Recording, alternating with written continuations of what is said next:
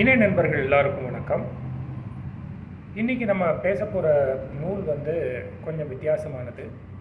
பொதுவாக நம்ம நாவல்களை பற்றியும் அல்லது ஒரு நான் ஃபிக்ஷன் அப்படிங்கிற புத்தகங்களை பற்றி நம்ம பேசியிருக்கோம். இன்று நம்ம பேச போகிற நூல் ஒரு தனிப்பட்ட எழுத்தாளரால் எழுதப்பட்ட நூல் அல்ல. இது ஒரு இன்ஸ்பிரேஷ்னல் செல்ஃப் மோட்டிவேஷன் அப்படிங்கிற அந்த மாதிரியான புத்தகம். ஆனால் இது எப்படின்னா, பல அறிஞர்கள், பல மேற்கத்திய அறிஞர்களால் எழுதப்பட்ட புத்தகங்களிலிருந்து எடுக்கப்பட்ட சில நல் முத்துக்களை எல்லாம் சேர்த்து பண்ண ஒரு தொகுப்பு தான் இந்த புத்தகம். இந்த புத்தகத்தோட பேர் light from many lamps by Lillian Eichler Watson. Lillian Eichler வாட்சனால் இது தொகுக்கப்பட்ட ஒரு நூல். அவங்க எழுதலை. சாமுவேல் ஜான்சன் அப்படிங்கிற ஒரு பெரிய எழுத்தாளர் சொல்லியிருந்தார், ஒரு புத்தகத்தை எழுதுவதற்கு நீங்கள் பாதி நூலகத்தை முழுசாக படித்தா தான் ஒரு புத்தகத்தை உருவாக்க முடியும் அப்படின்ட்டு. அப்போ யோசித்து பார்த்துக்கோங்க, நம்ம வரலாற்றில் ஆயிரக்கணக்கான தலை சிறந்த புத்தகங்கள் இருக்குது.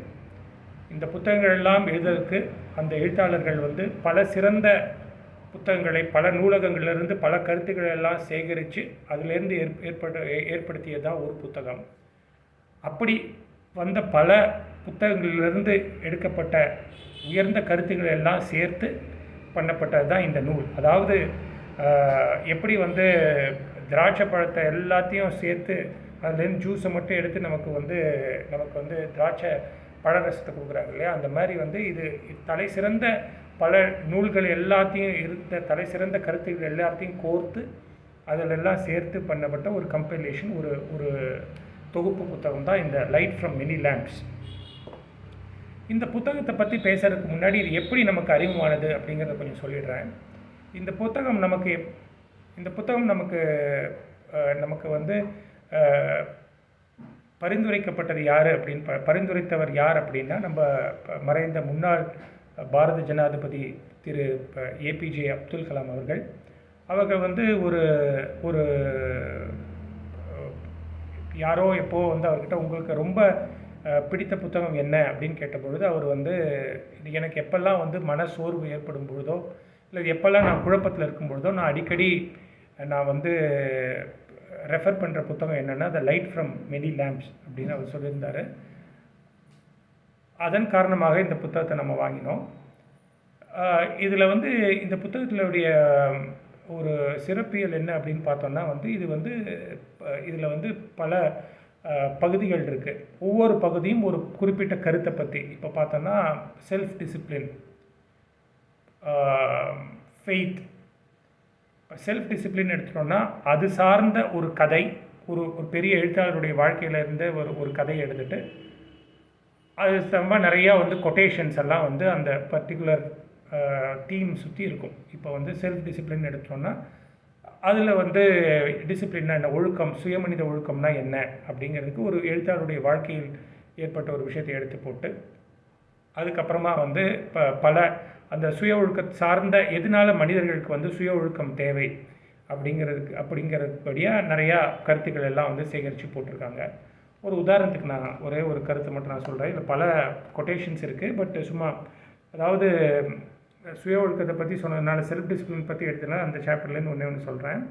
இந்த chapter self discipline and the development of character அப்படிங்கிறது இந்த பகுதியோடைய பெயர்.